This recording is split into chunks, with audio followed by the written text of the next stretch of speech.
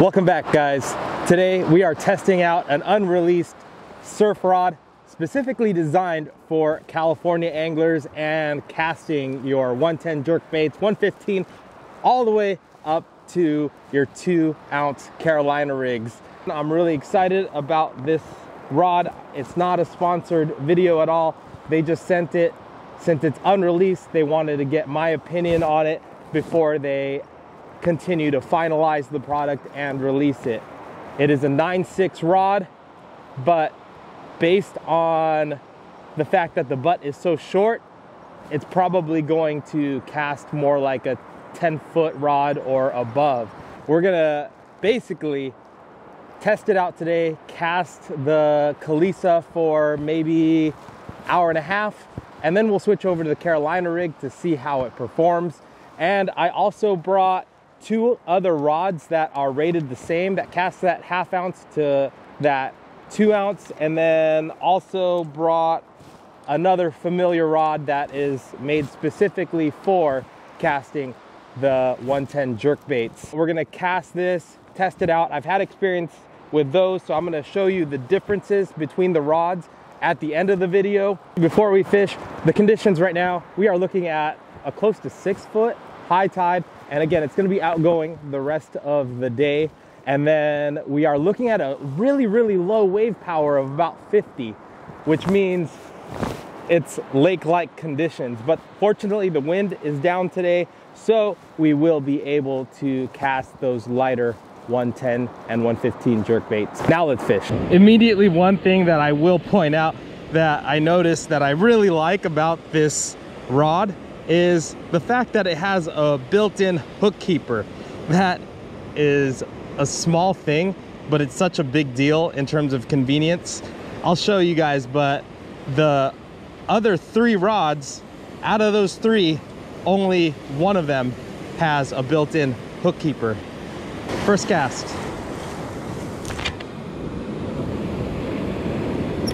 Behind that first breaker. There you go. That's cool. That short butt is definitely noticeable.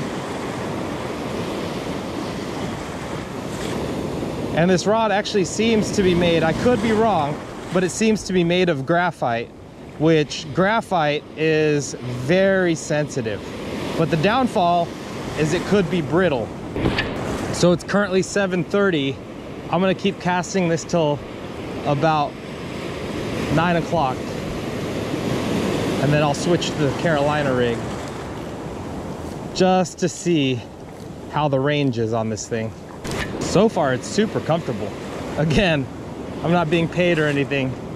They just sent this to me to try. So far, I'm digging the action. The real test is gonna come when there's a fish at the end of it.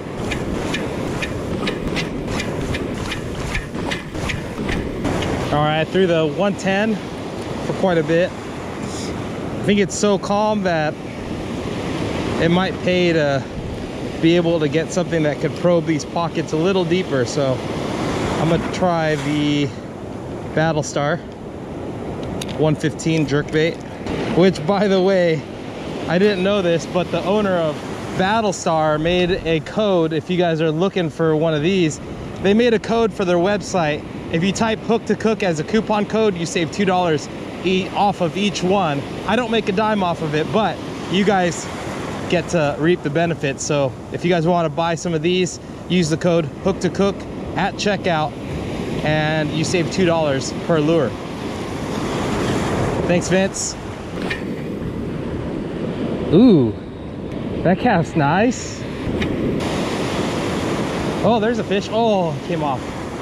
Yeah, this thing's real sensitive. That's awesome. You really feel that lure shaking. You can see it in the rod tip too.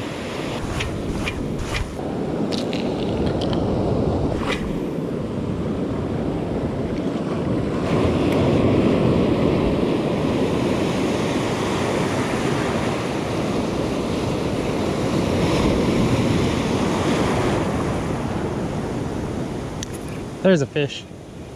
There's a fish. First fish I get to fight on this rod. It's a decent one. Maybe. Actually switched to the metallic Kalisa. And this guy's coming in pretty good. Coming in sideways. Making a hard left. Yeah, the action's sweet. Definitely keeping the fish pinned. I like that. Look at that. That's some good action right there.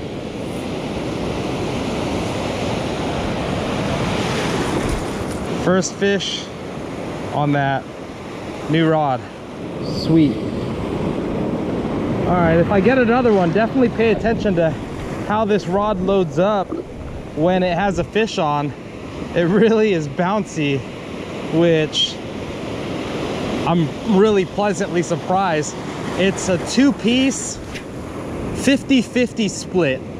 Some rods are 60-40, which 60% is the tip, which allows it to give a lot of bend even through the backbone, which this is, oh, I just got hit again. This one's 50-50, so I didn't really expect that parabolic nature to go all the way to the backbone, but I'm definitely pleasantly surprised.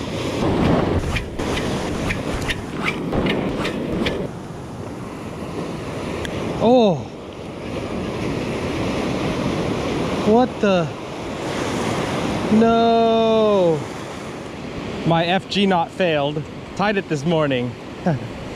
On a bite, on a fish bite, it failed.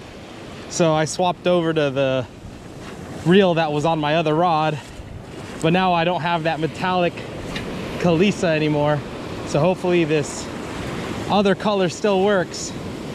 But now I have the Shimano Nasky 4000 on it. I had the Van Staal VR50 on it earlier, so we'll see. We'll see how we do.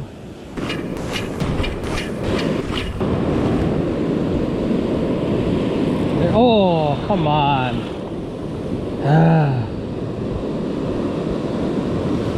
He didn't want to stay on. That drag was too tight. I pulled it away from him. Come on, I only have 15 more minutes. 15 more minutes of casting this thing. Let's see if I can get one more fish. And by 15 more minutes, I mean I'm gonna be casting the Carolina rig here soon. Again, just to see how this does, since it's rated from ½ ounce all the way to 2 ounces. It definitely handles the ½ ounce really well. The baits I've been throwing today, the Kalisa is 5/8 of an ounce, so just over ½ an ounce. And the Battlestar 115 is 3/4 of an ounce. Handles it perfectly.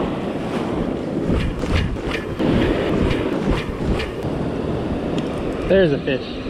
And not big. Quite the opposite. Tiny, tiny. Oh my goodness. Yeah, the bigs just aren't here, but we'll get some of these guys on the Carolina rig.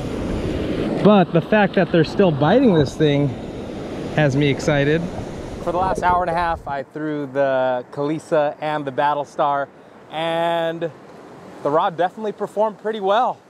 But I'll break that down at the end of the video again. But got the Carolina rig, I'm gonna give it a throw. But before I do, I just wanna let you know, if you guys have been following for a while, you guys seen that I've been testing out a Hook to Cook product. It's the perch pouch.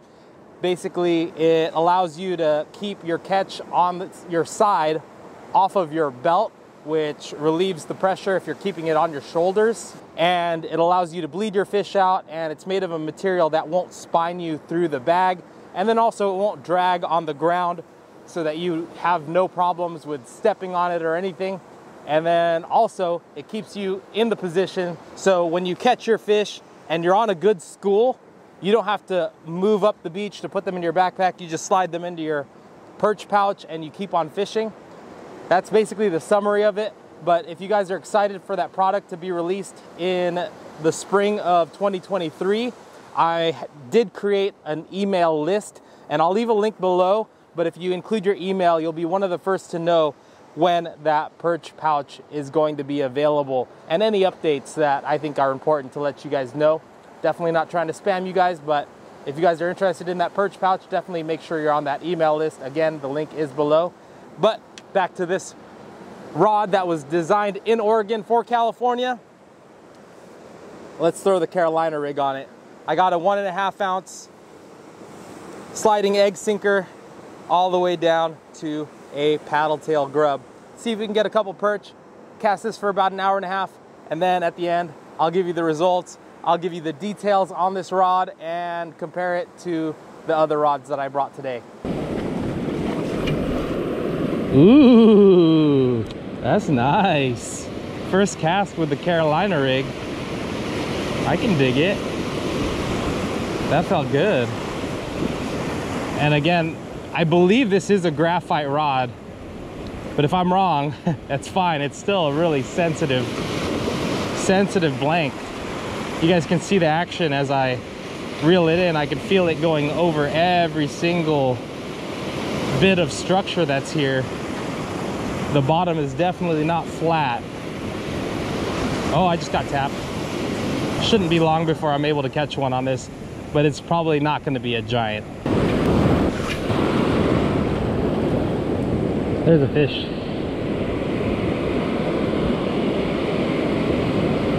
Look at that sensitivity, man. This is I'm not gonna lie, really impressive. I felt that tiny fish eat. That is very impressive. Like, look how small that was, and I was able to detect that little nibble. It's too early to say, but I think I'm gonna have a lot of fun throwing this thing. There's another fish. Yeah. This is really impressive.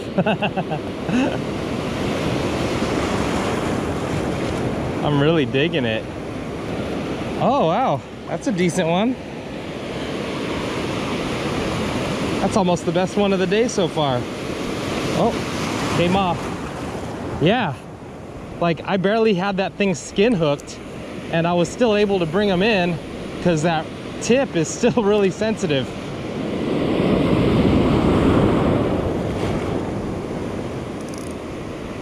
That's a fish.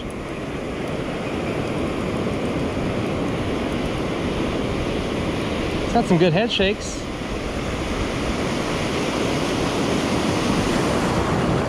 Yeah, and with this short butt, I can really pivot really well.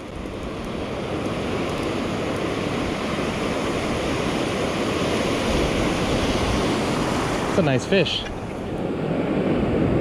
Oh, that's a solid fish. Holy crap. That is a solid one. Wow. Look at that one. Yeah, I'll take it. Except I'm not keeping fish today. So I mean, I'll take it. As in, I'll catch those all day. Oh, popped himself off. He decided to let himself go, but that was a solid fish. That was like a, I don't know, 11.5. Oh, that's a fish.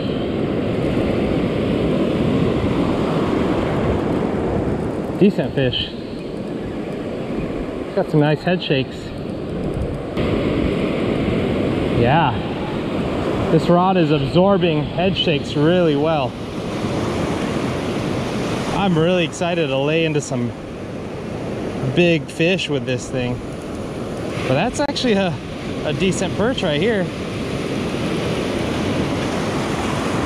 Just gotta land him. Oh yeah, that's a nice perch. Yeah.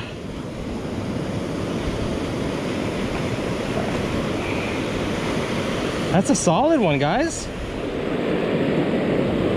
Nice. Look how he ate it too.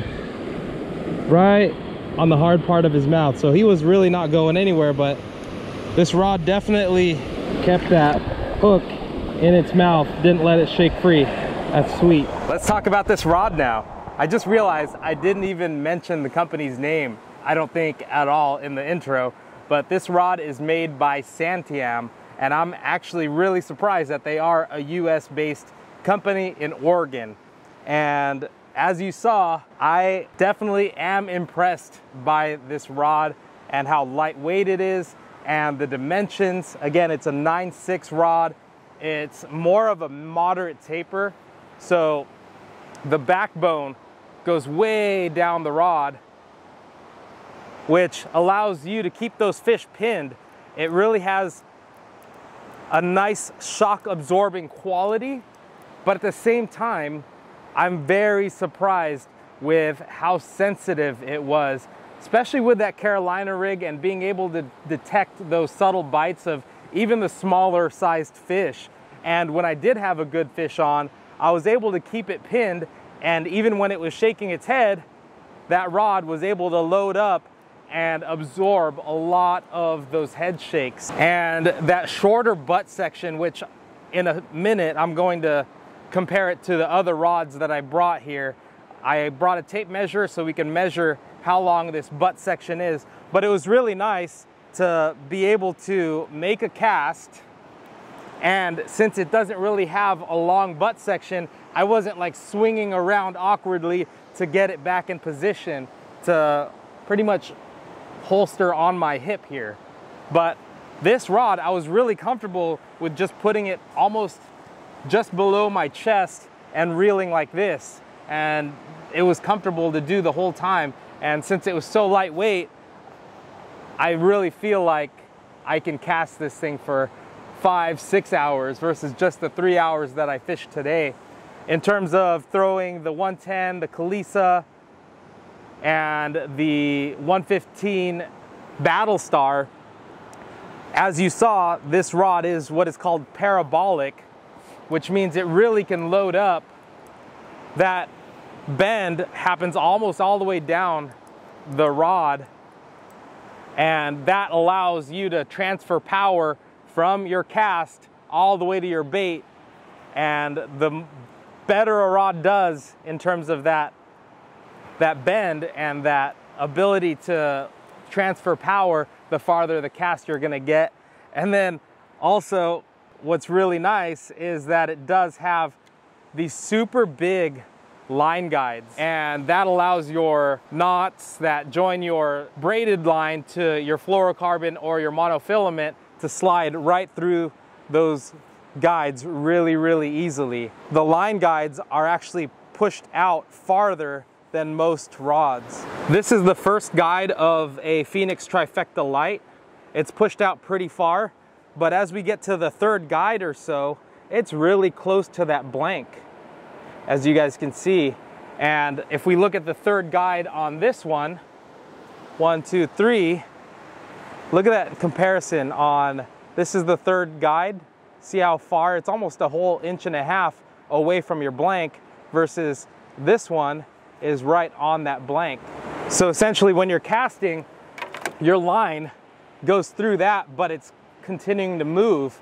And the more it slaps your actual blank, the more it slows your cast down. If I was gonna be nitpicky, the only thing I would really want them to change before they make this a full production rod is I would like the reel seat to be flipped around, because whenever I was making casts, the torque from my hand would loosen the adjustment for the reel seat. So instead of up here, I would like it down here. And then also, I like to hold the rod up here when I'm retrieving or casting, and just feeling those threads isn't the most, not necessarily comfortable, because it's still comfortable, but it just isn't pleasing. That's probably the best way to put it. Please swap this reel seat around. But that short butt, pretty stoked about that. But speaking of the short butt, let's take a look. Let's go ahead and measure these rods all together in terms of the butt size. The first rod, of course, you guys saw it, was the Phoenix Trifecta Light. This is a 10-foot rod. It has a butt that's comparable. And when you have a long butt, the benefit to that is it really lets you grab down here and torque your cast like really hard. And then this is another comparable rod by More Than Fishing. It's the Allen rod, and this one's rated to cast from ½ ounce all the way to 2 ounces and even more. Only thing is, it's a lot stiffer of a rod, and this is more for your striped bass, anything with a hard mouth that you really need to set that hook hard. This is the way to go. But where you sacrifice is the ability to keep smaller fish pinned, and it doesn't have that ability to absorb a lot of those head shakes, and you're going to lose quite a few more fish on the Carolina rig that you normally would have caught with a rod with a softer body here. And then last but not least, a rod that you guys have been seeing a lot on the channel recently is the Okuma Hawaiian Custom. And one of the complaints is how long this butt section is.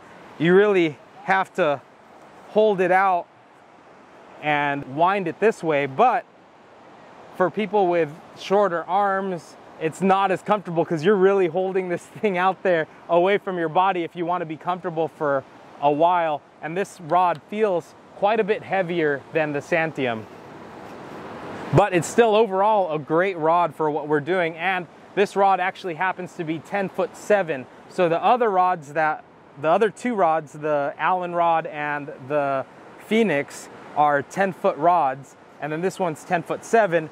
And then out of all of them, including the Santiam is the shortest at 9'6". One of the things that I'm curious about is that shorter butt allows the Santiam to have a longer top end. So we'll see, because that would mean, since it's quite a bit shorter butt, it's gonna have the range of a bigger or longer rod, like a 10-foot rod or a 10'7" rod. So we'll see by comparison. So with the butt section, you're supposed to measure from the front of where your reel is seated. So the Santiam is about a 14-inch butt on the Santiam. The More Than Fishing Allen rod, you are looking at 18 inches. On the Okuma Hawaiian Custom, it's a 20-inch butt section on the Okuma Hawaiian Custom. That is a long butt section, 20 inches, guys. And then on the Phoenix Trifecta Light, you are looking at a 16-inch butt section. So out of all of them, the Santiam definitely has the shorter butt at 14 inches. So what that translates to is, for those who like to hold the rod under their armpit or not have to reach far out in order to wind, and you're willing to sacrifice the torque that you would normally get from being able to grab way down here and casting, this could be a really good rod, definitely. One last thing too was, it's pretty game changer that they have a hook keeper. As I mentioned, the only other rod that comes stock with a hook keeper is going to be your Phoenix Trifecta Light. What I did with the Okuma Hawaiian and the Allen More Than Fishing rod is I took a zip tie and put a split ring on it so that I could create my own hook keeper. But that being said, I'm going to continue to throw this thing. I can't wait to land some monsters on this, so definitely stay tuned for more episodes where we surf fish, because I will be throwing this rod a lot more. I really like how light it is, and I like the action on it, and I like the short butt. If you guys want to see more videos, if you guys want to see the last one where we caught a bunch of monsters and tested out the surf perch pouch, I'll leave a link right over here where you can check that out. Thank you to Santiam for sending this out, and huge thank you to a subscriber named Jai Kim who really made this all possible. So thanks, Jai, and we'll keep on testing this rod. We'll catch you guys on the next one.